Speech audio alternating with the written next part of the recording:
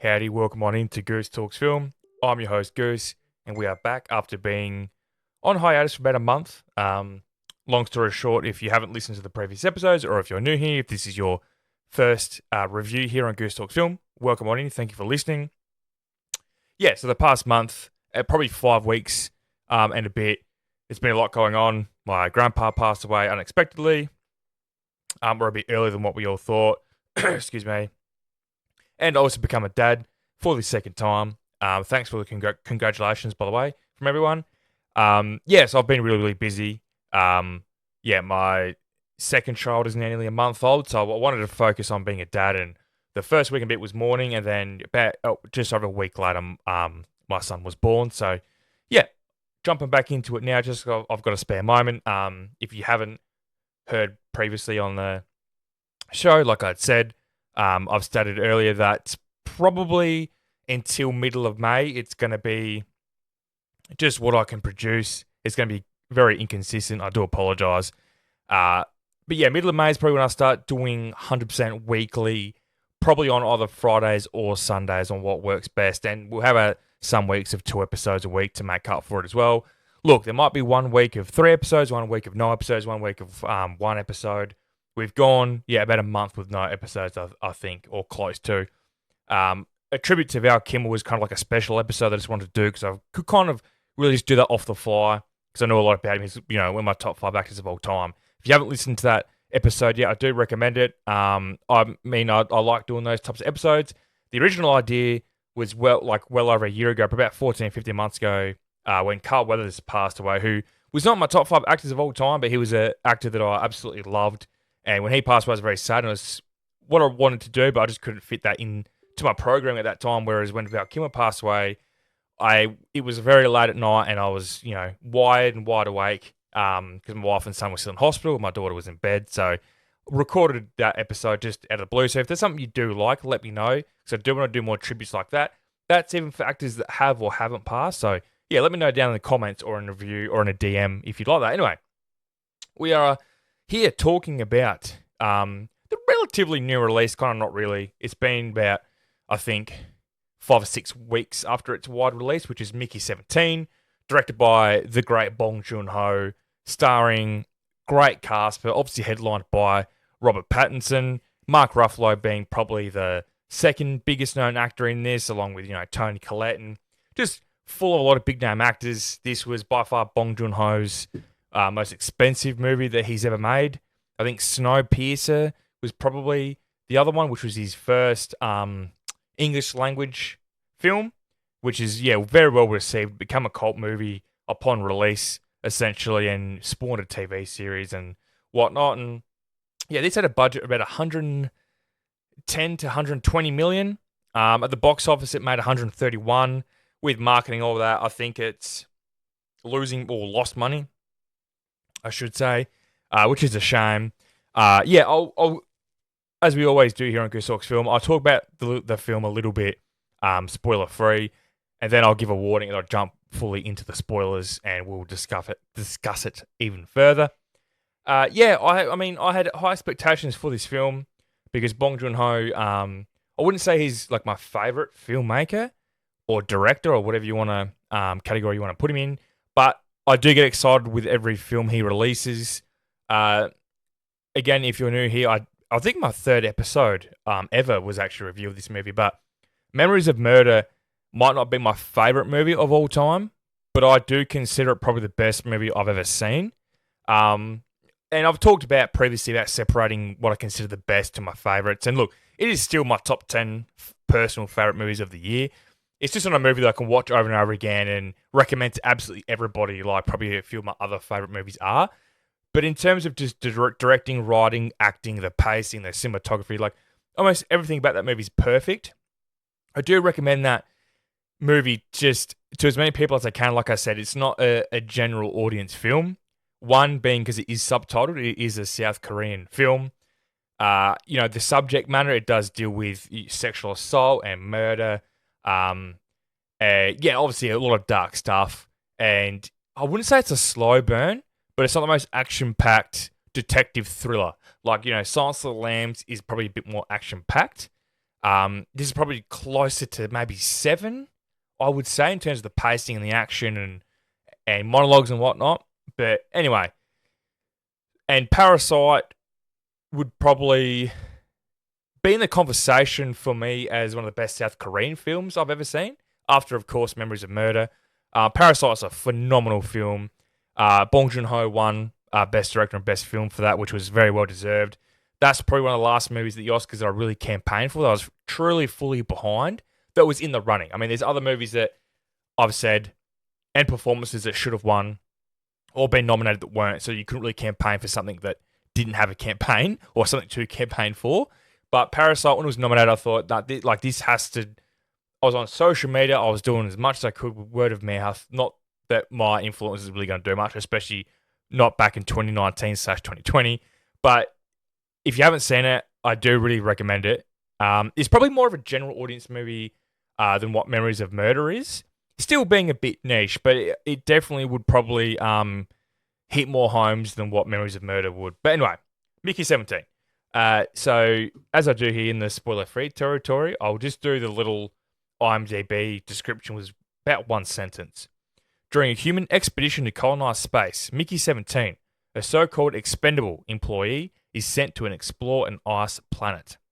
So, very vague. That kind of gets majority of the gist of the film. Obviously, a lot more, and it's not so much twists and turns and things like that, so there's probably not really a lot to spoil, but it's vague in the sense that it kind of wants to show you things and let you learn things along the way without giving too much in the description. And the trailers did okay at not showing too much. Still, I mean, trailers are trailers, especially these days. The past 20, 30 years, they just show too much. It's very annoying.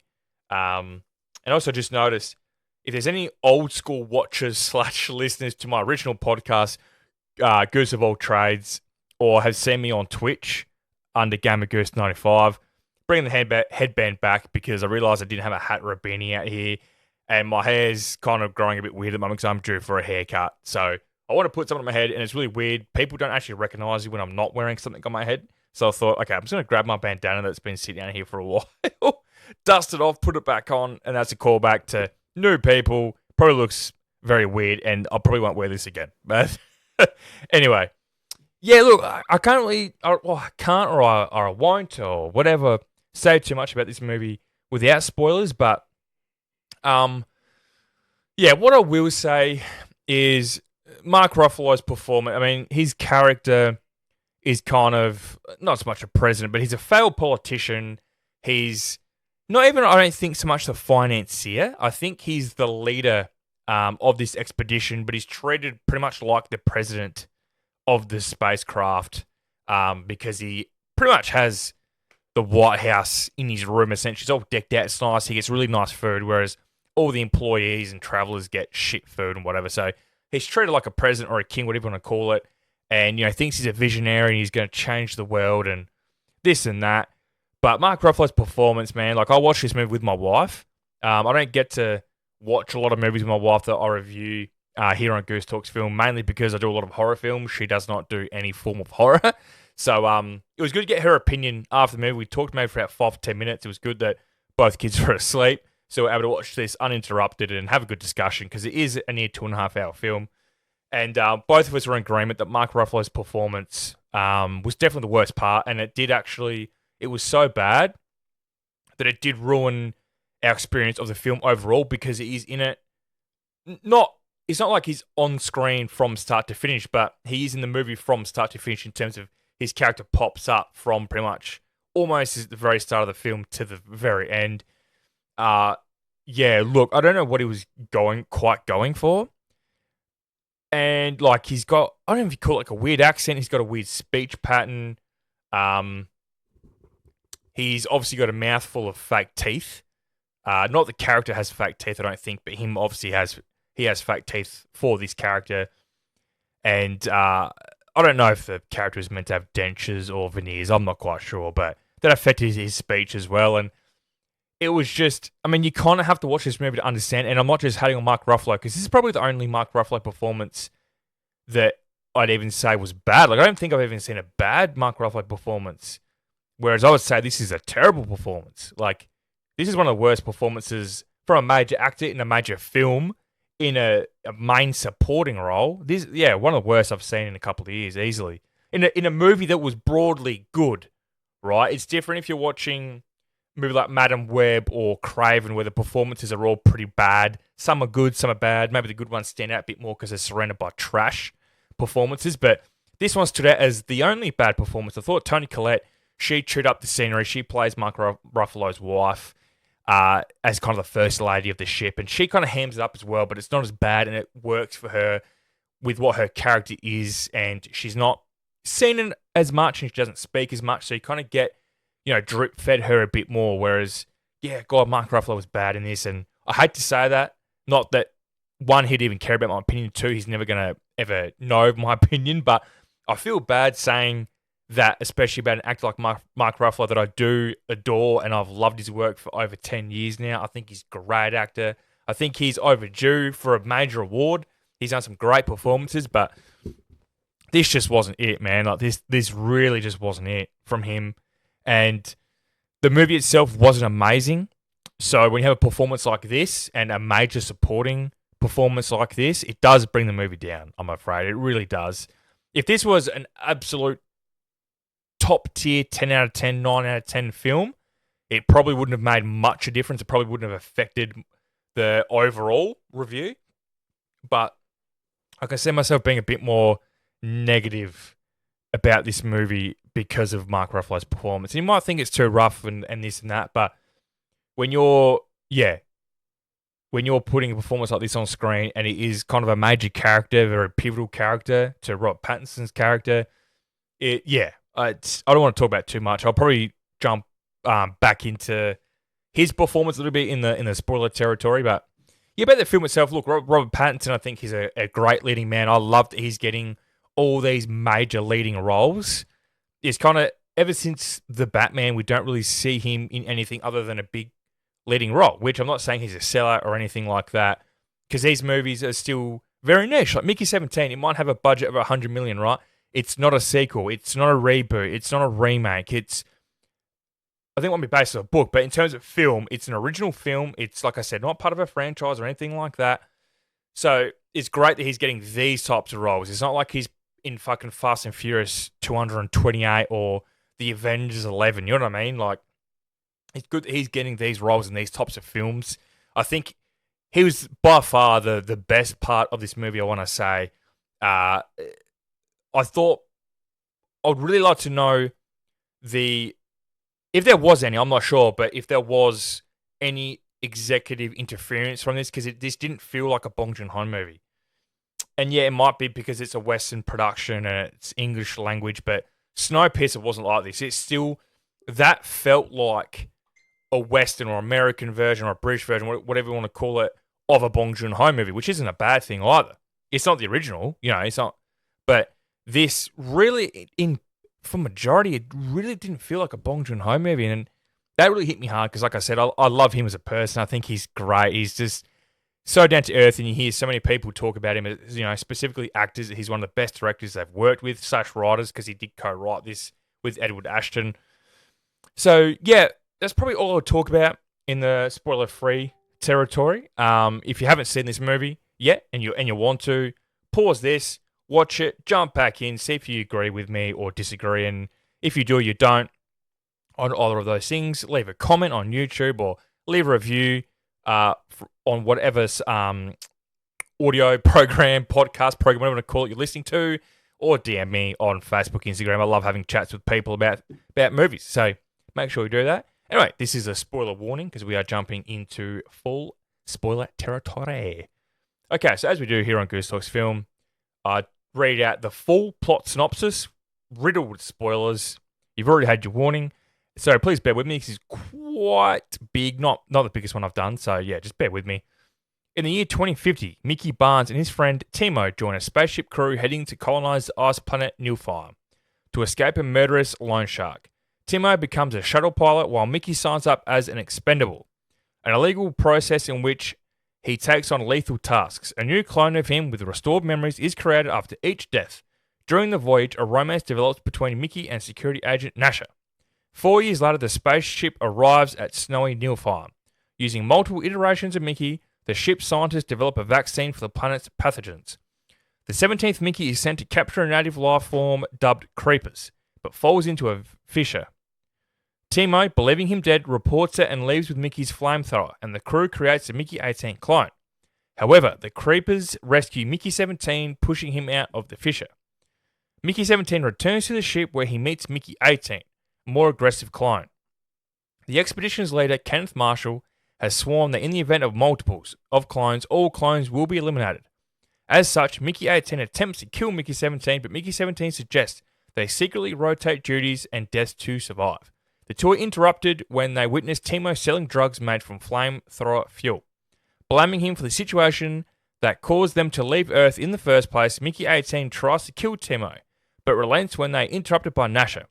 Mickey 18 leaves with Nasha while Mickey 17 is taken to dinner with Marshall, his wife Yilfa, and security agent Kai. At the dinner, Mickey 17 reacts severely to being fed experimental meat and painkillers.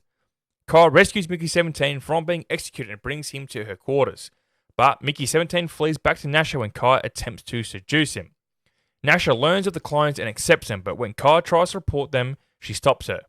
When Mickey 17 informs Mickey 18 of the dinner incident, an enraged Mickey 18 decides to kill Marshall at a public ceremony commemorating a piece of Nilfheim rock.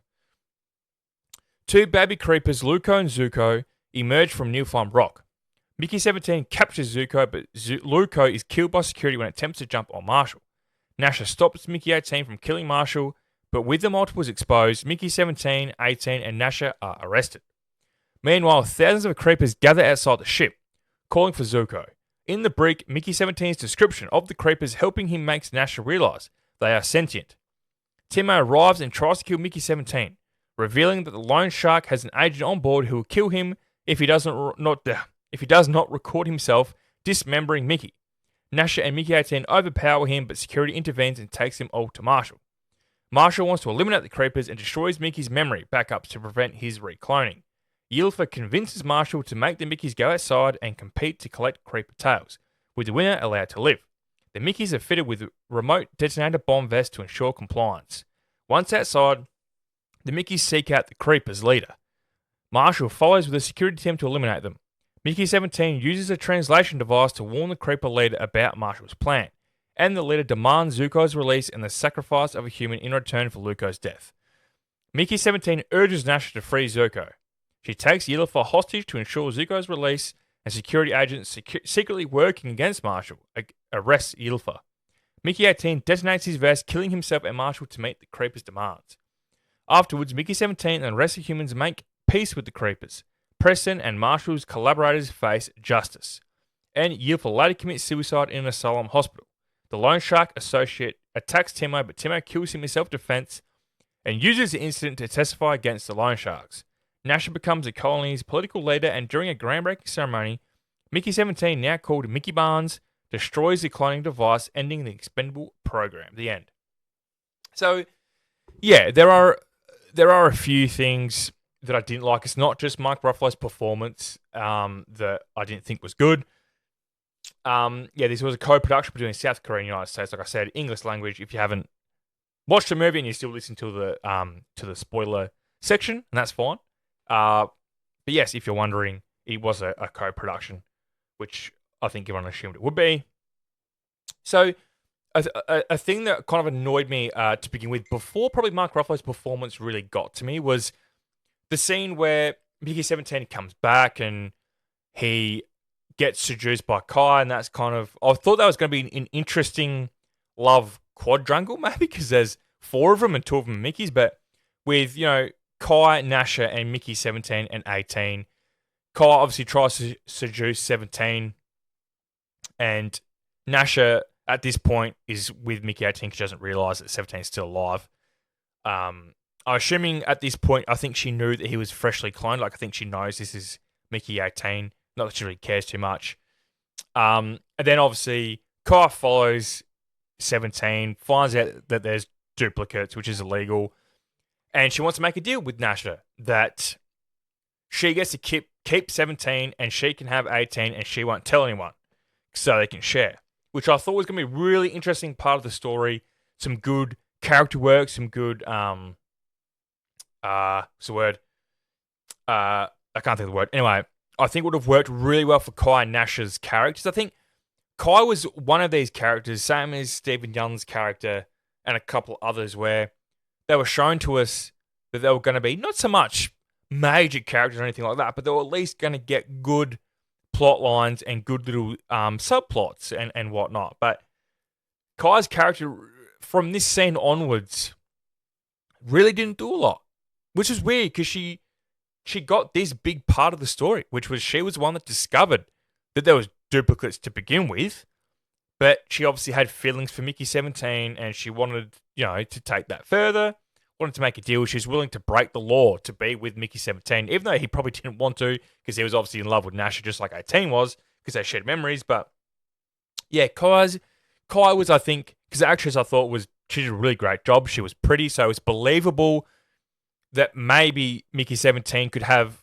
love for her and also Nasha because they're both very beautiful women.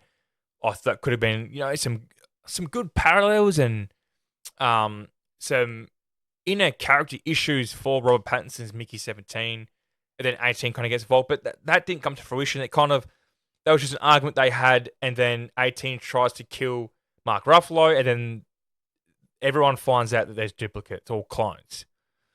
So, that whole scene with Kai in Mickey 17 and then Nasha and Kai was no point because, it led to nothing. It didn't really do anything for Nasha or Kai, and it didn't really do anything with Kai and Mickey 17 after that either because Kai wasn't really seen much after that. So that was a scene that I thought had really good potential. I was like, oh, cool. Like, that's actually really interesting, like, to be in that position where there's two of the same people, but they're kind of different because they don't have 100% of the same memories.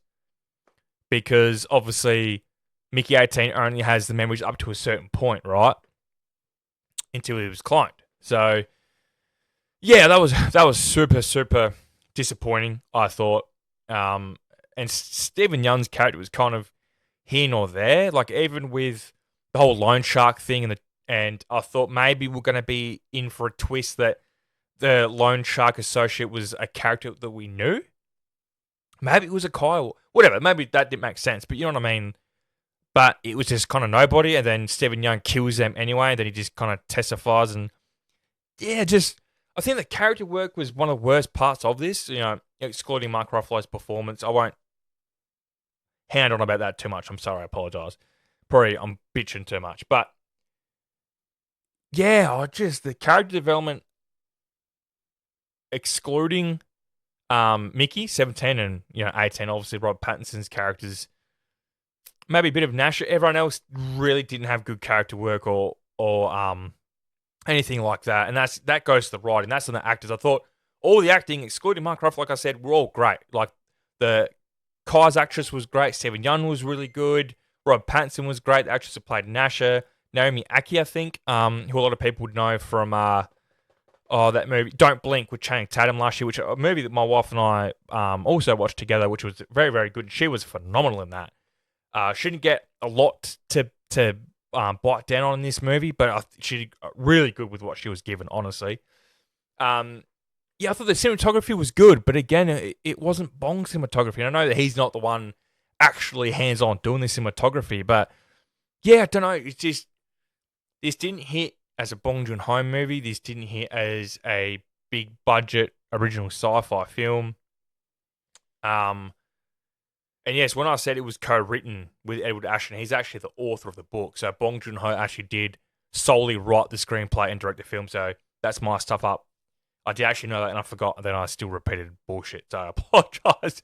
So Bong Joon-ho, yeah, he did everything solo, writing and directing. He was also a producer as well. So yeah, and when I say original, I know that's based on a book, but I'm talking about in terms of film. Like, this isn't a big budget, over $100 million sequel or spin-off, like I said. So very disappointing. It was distributed by Warner Brothers, I think, and I think they had a hand in the production as well. This had about 6 different production companies with their hands on it, which, does that affect it? I'm not quite sure. I'm not a maestro when it comes to movie productions or anything like that. Uh, but yeah, I just, yeah. And I thought, speaking about that scene that I just spoke about, going into the part of Mickey 17 and 18 having the exact same memories up to a certain point, and then 17 experiences things that 18 doesn't, and vice versa. That could have been there could have been more there. Or there could have been more. I'm not saying there had to be a twist there, that maybe something happened with one of them that we didn't know and it's revealed afterwards, but I thought it would have been done more. Like, there could have been great character development from there, with one of them knowing something and the other one not knowing something.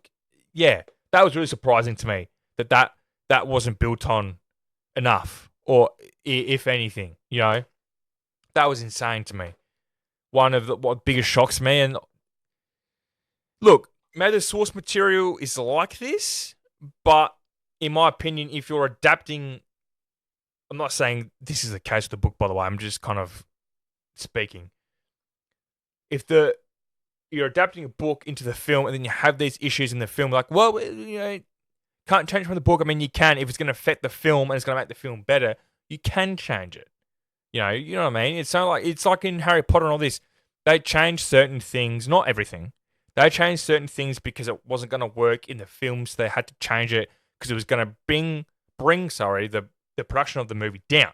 So they changed it. Other things they just changed because they're idiots. But with this, yeah, a lot of just big question marks for me. Like, look, and this isn't going to ruin my opinion on Bong Joon-ho or his legacy that he will leave once he retires or passes away in the, well down the future. I'm hoping.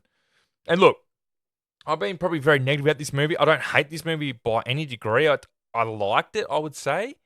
I just think it could have been better with the budget, the cast, fucking Bong Joon-ho at the helm, Warner Brothers funding it. They can be a bit too hands-on, though, like I said. Very interested to see or hear if we ever will. I don't know if it ever comes out, if there was interference in this movie or not. A movie at 2 hours and 17 minutes, there wouldn't be a lot of interference, I couldn't imagine. So, and I don't know if Bong got the final say on the edit on this. So, I know he wasn't the actual editor, but usually a lot of the big name directors will get the final say on an edit.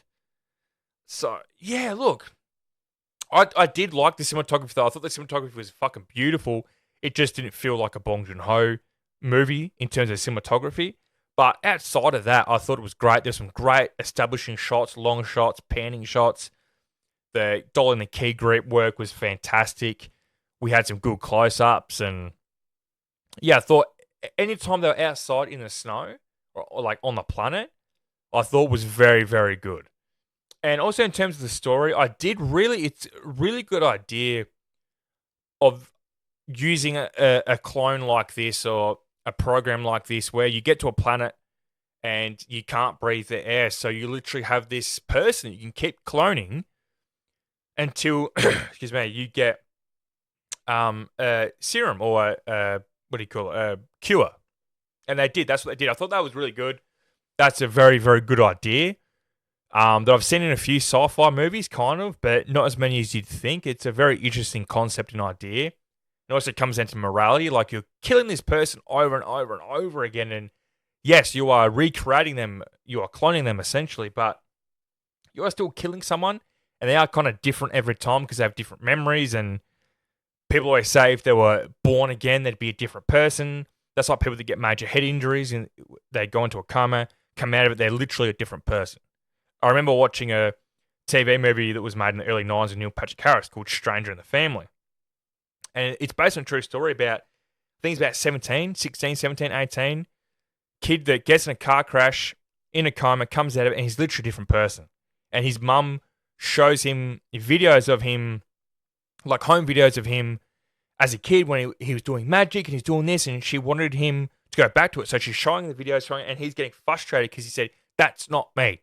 That looks like me, but that's not me. And I've always thought that that's horrific, and because that does happen to real people and their families. And yeah, look, they did touch on it, and it could have been done a bit more, but not to the point where it wasn't done enough that ruined the film for me. But just that idea of, I think maybe Nasha could have been attached to a certain Mickey a bit more. because she was happy to be with his 17 or 18, and they were clearly very different from each other. So I would have liked a bit more character work in that sense of maybe would have been nice, even just a throwaway line of her saying, yeah, well, like in a heated argument, oh, well, neither of you are Mickey 11, or you know what I mean? And then maybe a little backstory on who Mickey 11 was, or Mickey 8. That would have been really good. That would have been great character work for Nasha and also the Mickeys as well. That would have been awesome. I'm surprised that didn't actually happen, honestly. Yeah, I thought the set decoration, the CGI, I was surprised that this cost 118 million, but it is a sci-fi film, and I could imagine it would have cost a lot of money. And apparently, with all the not apparently, I don't know why I put that word in there. I can imagine with obviously all the shooting they'd have to do with Robert Pattinson sharing the screen with himself. I don't know if they did the old school way of filming 17 on this side with a body double and then refilming it swapped, or they did CGI. I'm really not sure. I would say they would have done it the old school way, which uses more film, i.e., more money, because they do share a lot of screen time together, almost the entirety of the second half, maybe even a bit more.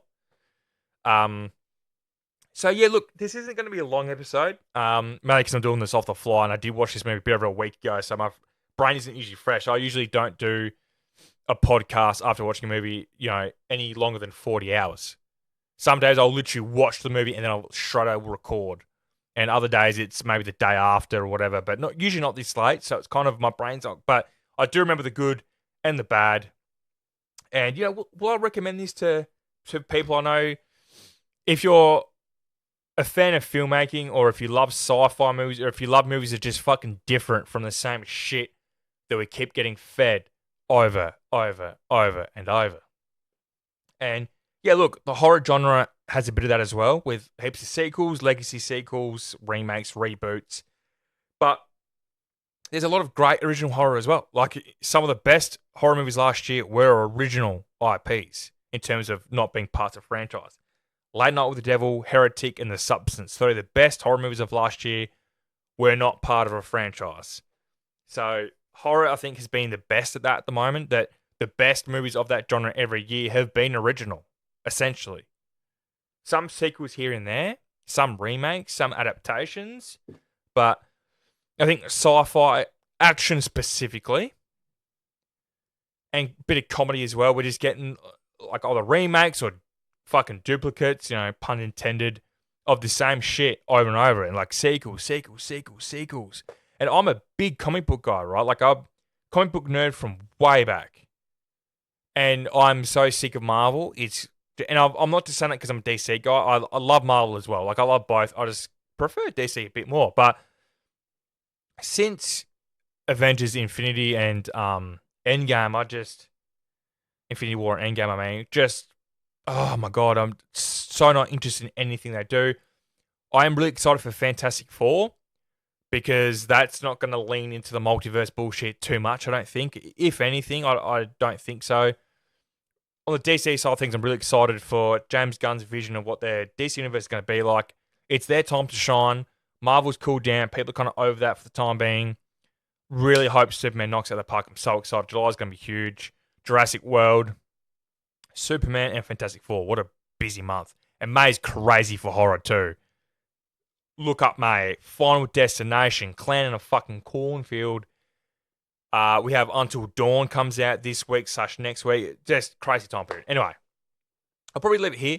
It's only just over 30 minutes, which is a rarity for me. I don't think I've ever gone below 40. But like I said, quick episode, jump back in, touch base with all you guys. Thanks so much for listening. Thanks for all the messages of support after my grandpa passed, and also all the congratulatory messages about the birth of our second child, and just checking in on me as well. Obviously, as a month we have an episode, people get worried. They message me. I do appreciate it. Thank you very much. And yeah, like I said, don't know what or when the next episode is going to be, but there's plenty of movies that I can do. There's Sinners, Until Dawn. There's some other movies I've banked up that I do want to do a podcast about, like Electric State. I just don't want it to be too long, because I did watch that movie a week and a half ago. So if it goes a week longer and I haven't done it, I won't do it, because I don't think it's going to be a good episode where it's going to be 2 weeks after I watch a film. But plenty I can do. And making sure you're following me on social media. On Facebook and Instagram, I'm Goose Talks Film. On either of those, I am on all the major podcasting programs. So your Audibles, Amazon Music, Spotify, Apple, all those big ones. I'm on there, YouTube Music, and I'm also on YouTube if you're watching the video of this on YouTube. I now do all video versions of my podcast, which are always on YouTube, and I'll be doing some original YouTube videos like tier lists and all that. I'll be jumping back into that and trailer reactions and whatnot. That'll all be in May and June. So make sure you subscribe so you don't miss out. Making sure you're following me, subscribing, whatever, leaving comments, leaving reviews, and let me know what movies you want me to review because I'll always try my best. Alrighty, guys, I'm Goose. As always, making sure you go support your local cinemas /theaters and go watch those movies. I'll catch you later.